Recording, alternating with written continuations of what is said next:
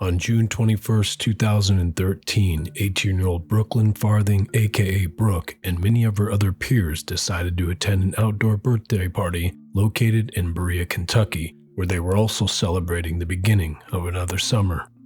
Brooke had packed an overnight bag and had plans of staying the night with one of her friends, but as the party would continue on, eventually those plans of staying with her friend would fall through.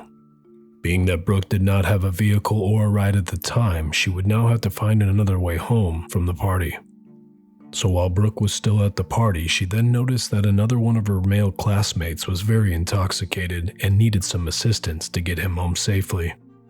So Brooke was then able to eventually find a guy at the party who was a few years older than her, and he was willing to give Brooke and her classmate a ride home. But what Brooke didn't know at this time was that by taking this ride from this man, it would ultimately put her in a bad situation that would later lead up to her disappearance.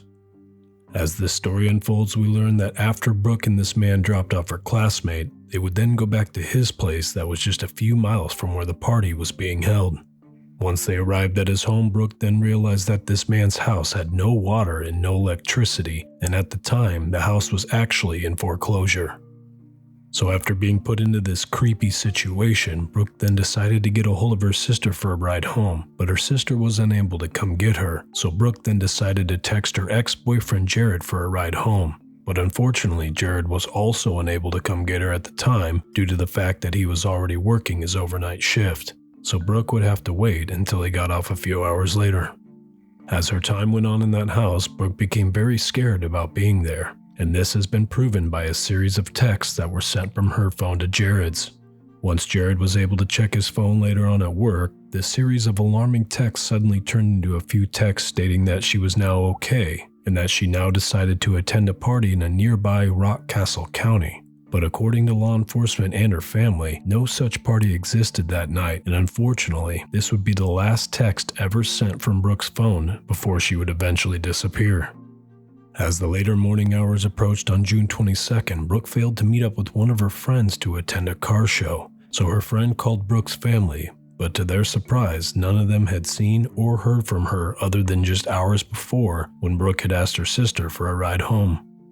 As the day progressed, Brooke's family was able to learn who Brooke was last with, and after contacting this man, this is where the whole story takes a very eerie turn. Her family then learns that the house that Brooke was at the night before had somehow caught on fire, and all that remained were most of Brooke's belongings, but Brooke and her phone would end up being the only things missing. Brooke's story is another one of these missing person cases where the information about this case leads you into believing that the writing is on the wall, but because of a lack of evidence thus far, both law enforcement and Brooklyn's family have not been able to quite prove who may have been responsible for Brooklyn's disappearance. It's now been just over 12 years since Brooke had disappeared from that home in Berea, Kentucky, and though many hours and extensive searches have been conducted in the search for Brooke, unfortunately, Brooke has never been found and still remains somewhere out there today. All our family wants is for her to come home one day, and by continuing to share Brooke's story, maybe one day they will receive the answers they deserve and also be able to find some closure in all of this. I'm your host, Drew V, and please join me soon on my newest episode of Drew Crime as I take a deeper dive into Brooke's story. I'll also reveal and talk more about who this man was that Brooke was with before she disappeared. And then to close the episode out, I will give my speculated theory and any of my final thoughts or opinions that I have about Brooke's still open case.